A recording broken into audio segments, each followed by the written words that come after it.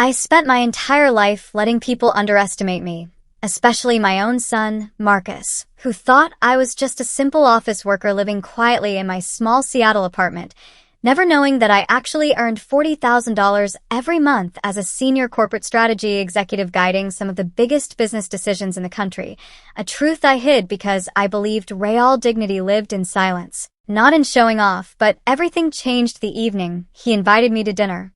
With his wife Simone's wealthy parents, Veronica and Franklin, who had flown in from Florida and wanted to meet the family, a request that felt more like a warning when Marcus hesitated on the phone and admitted he had told them I was simple, broke, and living on a low salary, which stung deeper than I expected.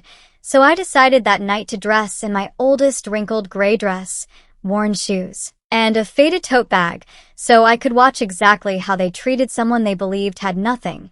And when I walked into that high-end restaurant with its golden lighting and expensive menu, I saw the shame immediately in my son's eyes, the forced smile on Simone's face, and the cold, judging stare of her mother Veronica, covered in diamonds and superiority, who offered me the weakest handshake I had ever received before ordering something cheap and simple on my behalf while bragging loudly about their $1,000 hotel suite, their international vacations, their properties, and the $40,000 they gifted Marcus and Simone for their house, all while giving me fake pity for living alone on a limited income, poking at me with questions meant to embarrass, how much I made, where I lived, what I could afford, whether I ever helped Marcus financially, while calling me a burden and even suggesting that I take a $700 monthly allowance from them in exchange for keeping my distance and not visiting Marcus often so I wouldn't affect their marriage, which was not just insulting, but deeply revealing of the cruelty beneath their polished exterior.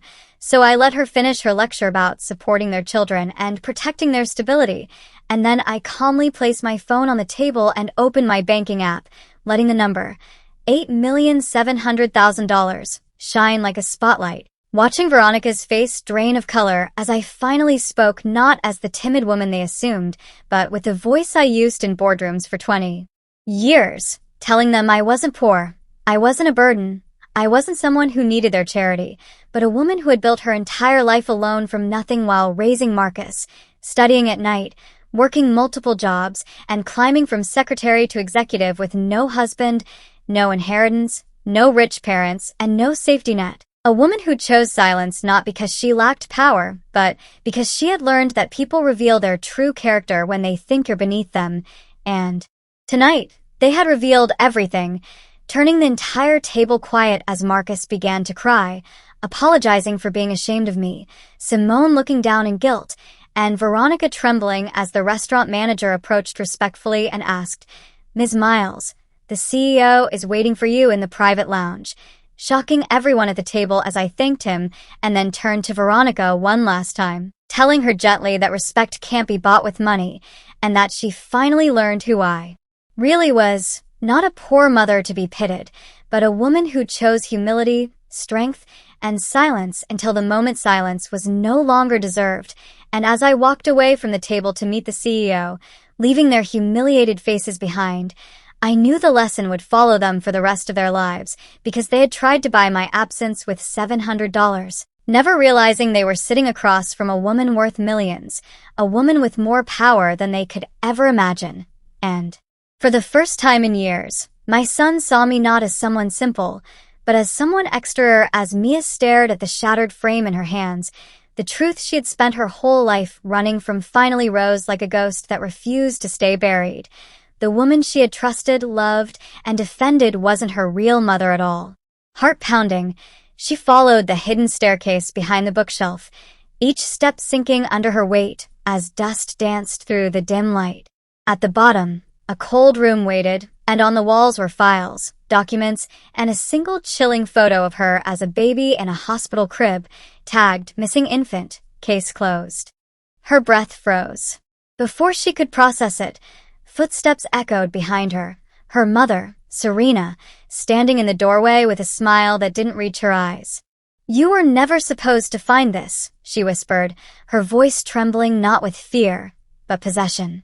Serena revealed everything, how she had stolen Mia from the hospital 22 years ago after losing her own child, how she built an entire life on that lie, and how selling the house wasn't desperation, it was her plan to disappear before the truth surfaced. But the shock wasn't over.